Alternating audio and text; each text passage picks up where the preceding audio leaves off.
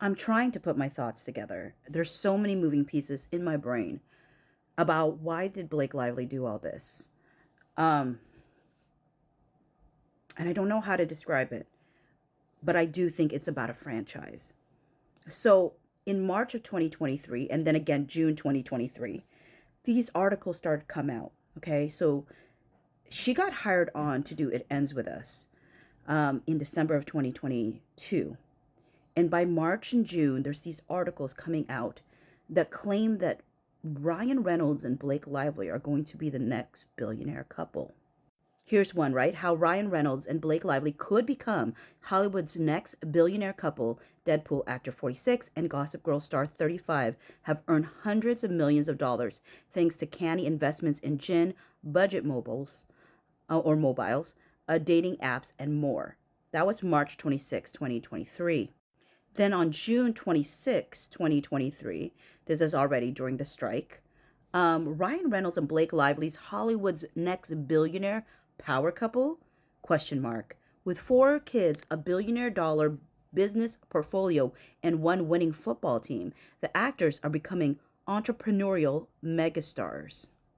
So the thing that stands out to me in this section is the second paragraph on the bottom here. It all started when he struck us, I think, a savvy deal when signing off the Marvel movie Deadpool in 2016. Although he was only paid 2.6 million up front. Remember how people talked about, oh, Blake Lively was just paid 1 point something million up front? He negotiated a share of the box office profits, earning him 22 million of the 786 million take home. For Deadpool 2 in 2018, he signed his production company on, meaning he earned a rumored 40 million alone for the film. Do you see the pattern? First, he goes in with a very low price for his work, but he negotiates a share of the box office profits of the large box office profits. And then interestingly enough, the following movie suddenly it's now his production company that's doing the movie. Now I didn't watch Deadpool 2. I don't know what they mean by his production company. Obviously it had to be the larger entity as well, but how did he connect his own production company in there? I have no idea, because again, I'd never watched Deadpool and don't ever plan to. But here's the interesting thing. And someone made this comment on YouTube, and so it stuck out to me.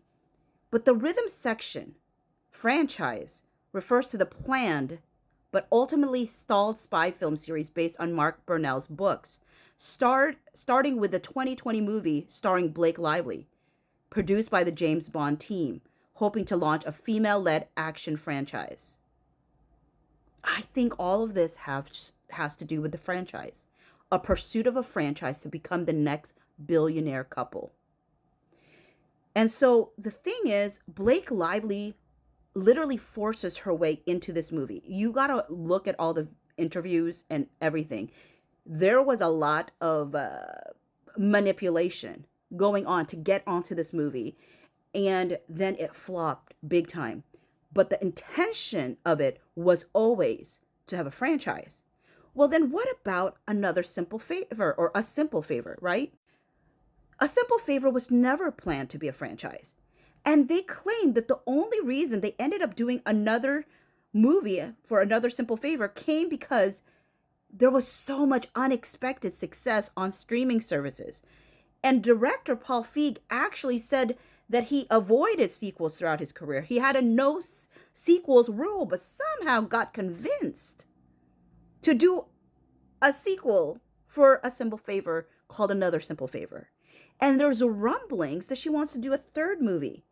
And they said, he was initially skeptical about making a second film and even tried to kill it during the development process if it didn't feel right.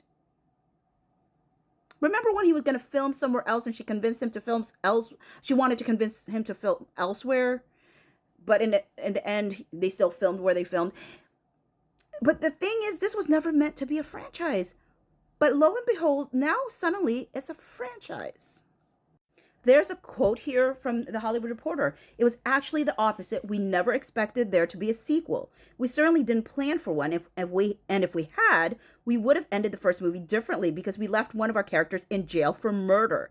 So figuring out how to handle undoing was the first challenge. There was no second book in the series, and we thought it was a one-off movie.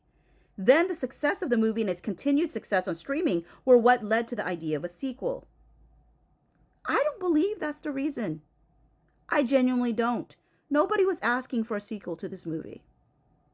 Except maybe Blake and Ryan, who needed a franchise for his wife if they were going to be the next billionaire couple.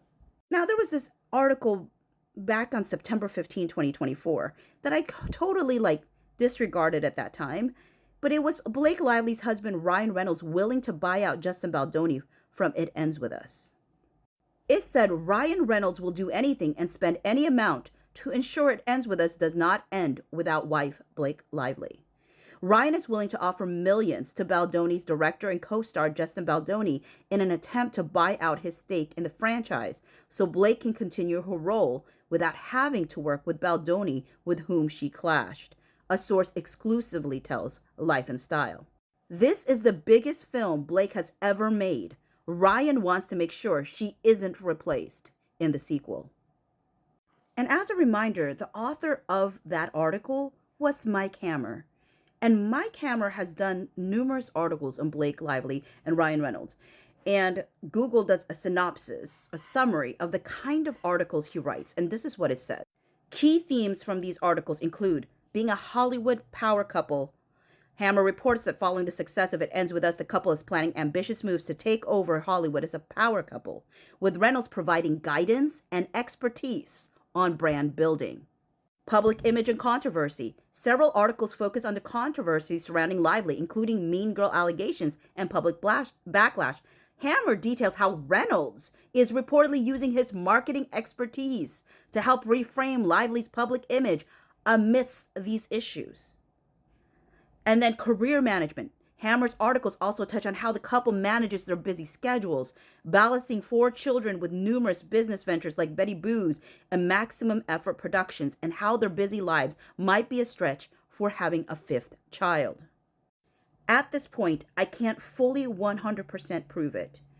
However, I can make a case as to why I believe that everything that Blake Lively did in regards to this movie had everything to do with these rumors that were coming out, or not rumors, these articles that they planted in early 2023, right when she was starting her It Ends With Us movie run, that they were going to be the next billionaire couple. And I think they've been on the hunt for a franchise. Rhythm Section fell through, and then they forced it for Another Simple Favor or A Simple Favor, and they certainly saw the dollar signs after the $350 million, right? But they didn't know if it was going to be $350 million. But they were determined that this was going to be the success that every other effort that Blake Lively had taken on had failed to accomplish before. So again, can't 100% prove it, but I do think this has to do with their pursuit of being billionaires.